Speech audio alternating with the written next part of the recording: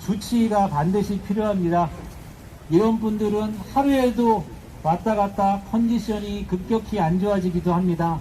그런데 만약에 이런 분이 이 추운 겨울날 모르는 병원으로 전원이 가서 갑자기 위급 상황이 발생했을 때 과연 새로운 주치의가 신속한 응급 조치를 할 수 있을지, 그거는 장담할 수가 없고 장담이 아니라 불가능한 조치라고 저희들은 생각합니다. 만약에 그러다가 이분들이 증세가 악화되거나 위중해지거나 적응을 못하거나, 그리고 만약에 상황이 안 좋은 곳으로 이사를 간다라고 하면 분명히 간병인들은 이탈을 할 것입니다. 그러면은 치료의 60% 이상을 담당하고 있는 간병인이 없는 상황에서 이분들은 드디어 나는 이번에 죽게 되는구나 라고 삶의 의지를 버리게 될 수도 있습니다. 이러한 위중한 상황을 정책을 위반하시고 실행하시는 분들이 잘 모르고 계시다라고 저희들은 생각을 하고 있습니다. 그리고 행복요양병원은 아까도 말씀드린 것 같이 중증의 와병 환자를 그래도 잘 수용해서 잘 치료해주는 수준 높은 병원입니다.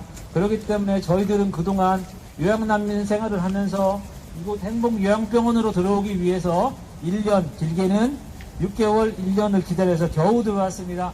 겨우 들어와서 비교적 안정적으로 지금 노년 생활을 보내고 있는데, 갑자기 경증의 코로나 환자를 받들 테니 당신들은 다 나가라고 한다면 그거를 어느 자식이 부모를 그렇게 병상을 비워줄 수 있겠다고 생각을 하십니까? 저는 절대 그렇게 할 수가 없습니다. 저는 자식된 도리로서 경증의 코로나 환자, 그것도 방역에 실패한 병원에 입원해 있는 경증의 코로나 환자와 밀접적 조차를 입원시키기 위해서 저렇게 누워 계시는 저희 어머님을 제가 병상에서 나가자라고 저는 할 수 없습니다. 절대로 저는 할 수가 없고, 이거는 인륜을 저버리는 행위라고 저희들은 감히 생각을 하고 있습니다. 예, 그리고 세 번째로는 지금 현재 전담 요양병원으로 지정된 느루 요양병원이 86병상으로 있고요. 그리고 미소들 요양병원이 200병상으로 만들어져 있습니다. 하지만 느루 요양병원은 86병상 중에 지금 7명인가 11명인가 밖에 입원 환자를 받지 못하고 있습니다. 들어보낸 환자가 없다라고 합니다. 왜 그러냐? 밀접적 조차는 이미 지자체에서 생활치료센터를 운영하면서 거기서 다 수용하고 있기 때문입니다.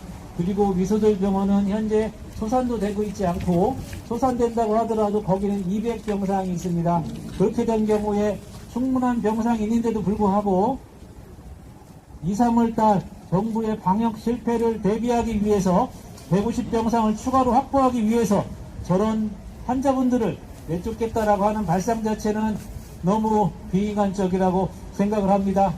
우리나라가 언제부터 그렇게 노인들을 그렇게 대우했는지 저는 그 부분이 애통스럽습니다.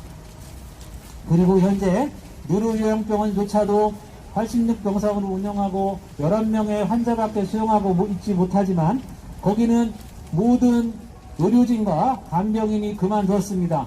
그러면 누가 거기를 운영하겠습니까? 운영할 의사와 간병인이 없습니다. 심지어는 일당 30만원을 준다고 해도 간호사가 지원을 하지 않고 있고, 간병인은 전혀 한 명도 지원을 하고 있지 않습니다. 이런 상황에서 미소들 병원도 그렇고 저희 요양병원도 그렇고 만약에 다 내쫓긴다라고 가정을 했을 때 빈 병상에 의료진도 없고 간병인도 없고 환자가 들어오면 누가 뭘 어떻게 본다는 말입니까? 이거는 현실성이 전혀 없는 보여주기 정책이라고 밖에, 죄송하지만 그렇게 저희들이 인식할 수밖에 없습니다. 그리고 네 번째, 저희들 의견 말고 의료계의 현실에 대해서 말씀하신 거에 대해서 간략하게 말씀드리겠습니다. 얼마 전에 미소들 병원의 소속 의사께서는 입원 조치가 부당하다라고 언론에 고발을 하면서 방역당국에서 코로나 전담 요양병원이라는 비윤리적이고 실패가 예견된 정책을 밀어붙이고 있다라고 하고 있고, 만약에 전담 요양병원이라는 중간 단계를 만들면 치료의 골든타임을 놓치고 현대판 고려장 무덤이 될 것이다라는 섬뜩한 경고를 하고 있고, 우리가 잘 아는 김우주 교수님도 그런 의견에 동의하는 것으로 알고 있습니다. 그리고 언론도 마찬가지입니다. 언론께서도 여론을 잠재우려 한 급조한 대책이다. 일반 노인 환자와 요양병원 환자에 대한 분명한 인권 차별적인 정책이다. 서울시의 스트레스 정책이다. 중간 단계를 만들지 말고 전담병원의 요양병원 환자의 병상을 확충해서 거기에 국가 비용을 더 투자하면 환자 한 명이라도 더 살릴 것이라는 언론의 논조가 있습니다. 그러면은 이런 의료진과 언론계의 의견이나 얘기가 전부 다 무지하고 바보기 때문에 이런 말을 합니까? 하지만 정부는 의료계와 언론의 충고와 이런 것도 전혀 귀담아 듣지 않고 일방통행식으로 지금 진행을 하고 있기 때문에 저희들은 더욱더 절망할 수밖에 없습니다.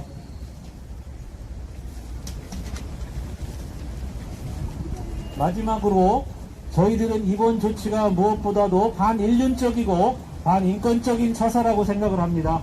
물론 코로나 환자도 보호를 받아야 합니다. 하지만 이에 못지않게 위중한 저희 중증 노인 요양 환자들은 또 역시 보호를 마땅히 받아야 하는 것입니다.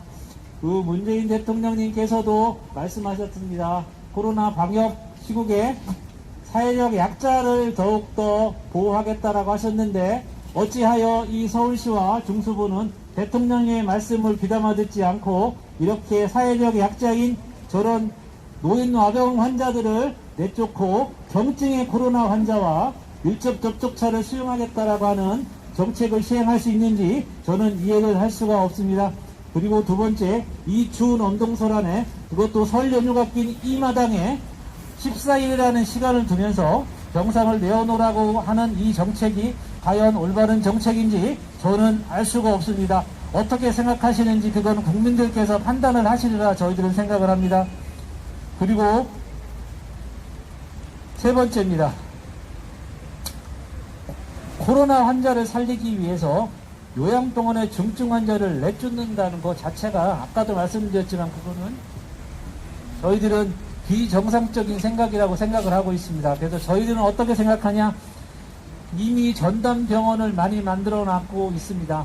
그 전담병원에 일반 병원과 요양병원을 구분하지 말고 전담병원에 요양병원 병상을 할당해서 그곳에서 한꺼번에 치료를 해야지, 이쪽 아파트에 계시는 노인이 코로나에 걸리면 전담병원으로 바로 가고 요양병원에 입원하신 분들이 코로나 걸리면 코로나 전담병원이라는 중간 단계에 거쳐서 거기서 악화가 되면 그래서야 전담병원으로 보내겠다라고 하는 이런 발상 자체를 저희들은 이거는 분명히 인권 차별적인 정책이라고 생각을 하고 있습니다. 마지막으로 저희는 이러한 사항들에 대해서 중소본부장님과 서울시청장님한테 저희가 몇 가지에 대해서 건의와 질의를 드리고자 합니다. 우리는 반인륜적이고 비인도적인 행복요양병원의 코로나 전담 요양병원의 지정을 결단코 반대합니다. 그리고 두 번째, 중수본과 서울시는 불법적이며 현실적으로 시행이 불가능한 정책 추진을 중단하시고 윤리적이고 합리적인 안을 마련해서 행복요양병원의 코로나 전담 요양병원의 지정을 중지하여 주시기 바랍니다. 그리고 세 번째, 중수본과 서울시는 가장 큰 피해자인 환자와 보호자에 대한 의견을 외면하거나 소극적인 자세로 일관하지 말고 정의롭게 의료약자, 사회적 약자인 환자 편에 서주시기를 간곡히 요청드립니다. 넷째, 만일 그럼에도 불구하고 중수본과 서울시가 정책 시행을 강행한다고 하고 환자를 강제 소산시키려 시도하거나 보호자들 대상으로 소산을 시키기 위해서 회유하거나 그렇게 하는 경우, 그리고 요양병원에 대해서 행정력과 공권력 등 우월적 지위를 이용해서 협박이나 회유하는 등 그런 행위가 있을 시에는 저희들은 결코 자시하지 않을 것입니다. 그리고 다섯 번째, 우리 환자 보호자는 단체 행동을 해서라도 한 발자국도 이곳 행복요양병원을 나가지 않을 것임을 다시 한번 천명하며 219명의 의지를 모아서 이따가 결의서를 제출하겠습니다. 그리고 저희들은 나갈 수가 없습니다. 현실적으로 요양병원 환자 한 명이 옮기기 위해서는 6개월, 1년 동안에 알아보는 과정, 기다리는 과정이 필요합니다. 그리고 이러한 양질의 의료 서비스를 받다가 갑자기 알지도 못하는 병원으로, 상대적으로 의료시설이 부족한 병원으로 가라고 한다면 그거는 노인들을 사지로 보는 그런 행동이기 때문에 저희들은 절대로 나갈 수가 없습니다. 현실적으로. 그래서 죽더라도 이곳 행복요양병원에서 죽을 각오임을 분명히 말씀드립니다.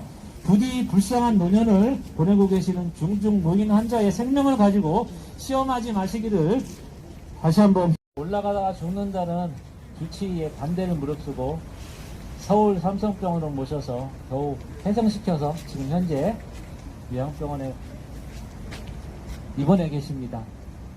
다들 그런 상황을 겪고 요양난민 생활을 하다가 여기 와서 정착을 하고 있는 하나의 마을이라고 보시면 됩니다.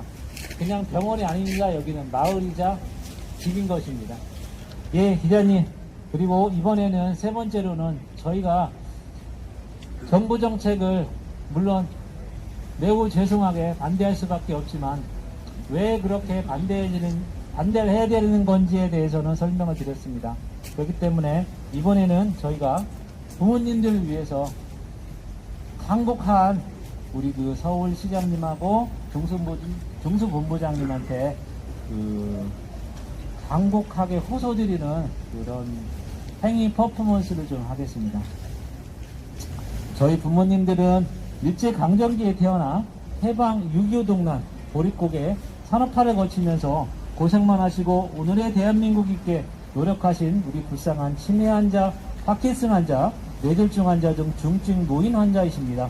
우리 부모님 형제자매가 한 달이 될지 1년이 될지 2년이 될지 얼마가 모르는 남은 여생을 부디 편안하게 보낼 수 있도록 정부께서 배려해 주시기를 간곡히 요청드리며 저희 집행부와 보호자는 시장님과 중수본부장님 앞에 무릎을 꿇도록 하겠습니다.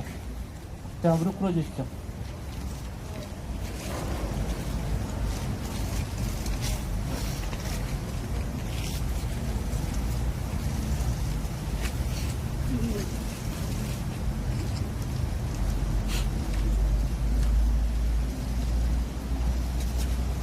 예, 감사합니다. 저희들의 애탈은 이런 심정이 부디 좀 잘 전달되기를 저희가 간절히 기원하고, 여기서 이 얘기를 들어주시는 시민분들과 그 앞으로 방송을 보게 되실 국민들께서 저희 요양난민들의 생활을 조금이라도 이해하는 그런 기회가 되셨으면은 더 이상 제가 바랄 것이 없겠습니다. 자, 마지막으로 혹시 여기 와 계신 기자님들께서